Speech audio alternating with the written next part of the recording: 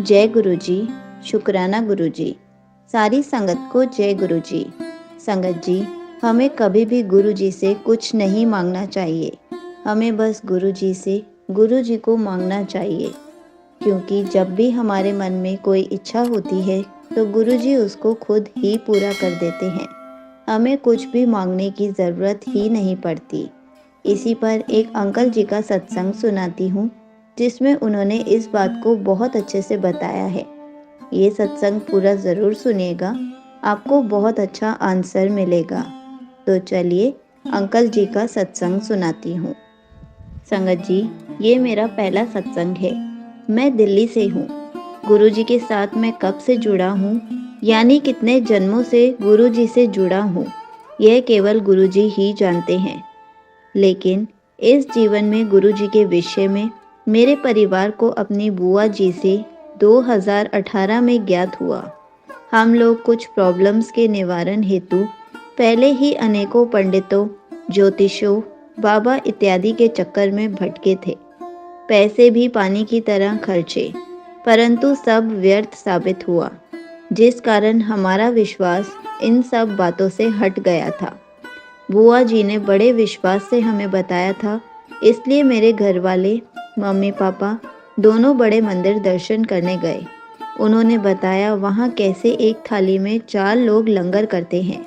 उनको गुरु जी की कृपा से गुरु जी का स्वरूप भी प्राप्त हुआ, किंतु अज्ञानतावश उसे दराज में रख दिया गया। इसके बाद में मैं अपनी मम्मी के साथ 2018 के अंतिम महीनों में और 2019 के शुरू में बड़े मंदिर गया और चाय प्रसाद एवं लंगर प्रसाद भी खाया। इसके बाद में मुझको याद नहीं मैं 2019 में कितनी बार बड़े मंदिर गया हूँ।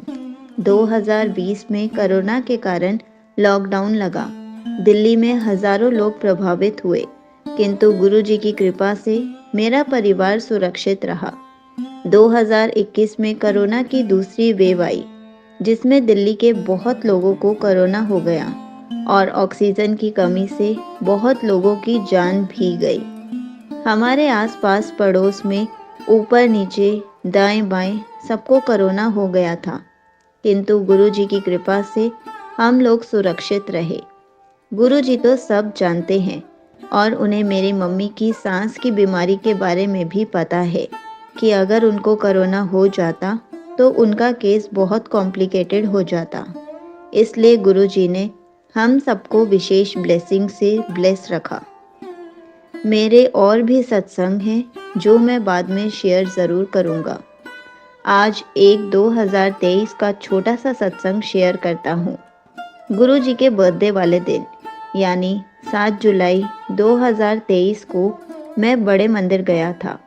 मेरे घर वाले कुछ कारण से नहीं जा पाए, किंतु मेरी मम्मी और छोटी बहन ने गुरुजी से प्रार्थना करी कि गुरुजी उन्हें भी लंगर प्रसाद कराए।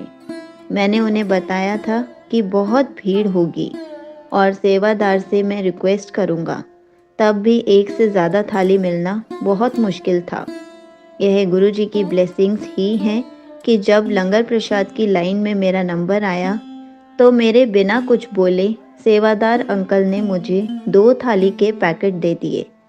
मैंने गुरुजी का बहुत शुक्राना किया। भीड़ के कारण मेरा नंबर काफ़ी देर से आया था और घर पहुंचने में मुझे 4 से 5 बज गए।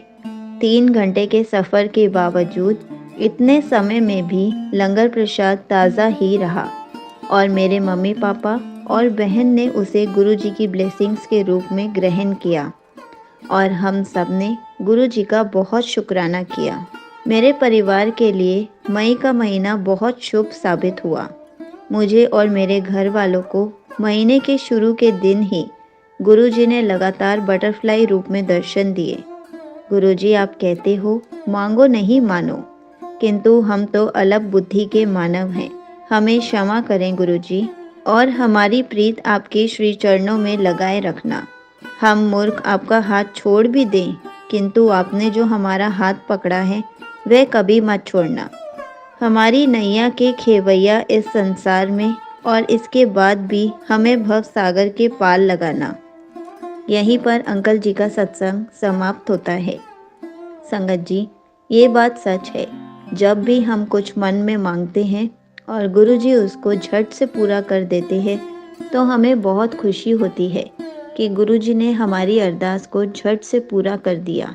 हम जब भी कुछ सोच के बड़े मंदिर जाते हैं, तो वो अरदास ज़रूर पूरी होती है, चाहे वो स्वरूप मिलने की हो या वो हमारे लिए प्रसाद के लिए हो। इसलिए संगत जी, जब भी बड़े मंदिर जाएं, बिना मांगे हुए जाएं। हमें कभी भी गुरु जी से कुछ नहीं मांगना चाहिए। हमें बस गुरु जी को मानना चाहिए। जय गुरु जी। शुक्राना गुरु जी।